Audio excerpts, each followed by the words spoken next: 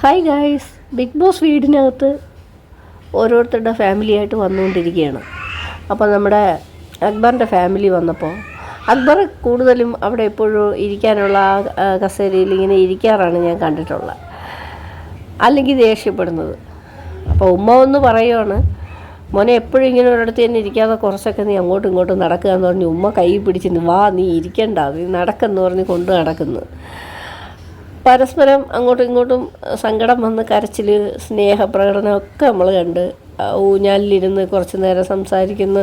കുറേ പേര് ലൈവിലൊക്കെ ഇങ്ങനെ കമൻ്റ് ഇടുന്നുണ്ട്, ഉമ്മച്ചിയോട് പറ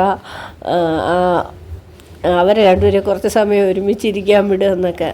അപ്പോൾ കുറേ പേര് കമൻ്റ് ഇടുന്നു, ഉമ്മ എത്രയായാലും ഉമ്മ തന്നെ, ഉമ്മയെ പോലെ ആർക്കും സ്നേഹിക്കാൻ പറ്റില്ല. അതൊക്കെ ഓരോ സാഹചര്യങ്ങളിൽ അങ്ങനെ അവർ ഒരുമിച്ചിരുന്ന് സംസാരിക്കേണ്ടി വന്ന് സംസാരിക്കുന്നതാണ്, അല്ലാതെ ഉമ്മ എപ്പോഴും അവിടെ കയറിയിരിക്കുകയാണ്. അവരൊരുമിച്ച് വന്നതല്ലേ. അപ്പോൾ എന്തായാലും അവരുടെ ആ ഒരു സ്നേഹവും പ്രകടനവും സങ്കടവും സന്തോഷവും എല്ലാം നമ്മൾ കണ്ടു. അപ്പോൾ ആദിലയും നൂറയും സങ്കടപ്പെടുന്നു, കരയുന്നു, വീട്ടുകാർ വന്നില്ല എന്നൊക്കെ. സങ്കടപ്പെട്ടിട്ടൊരു കാര്യവുമില്ല.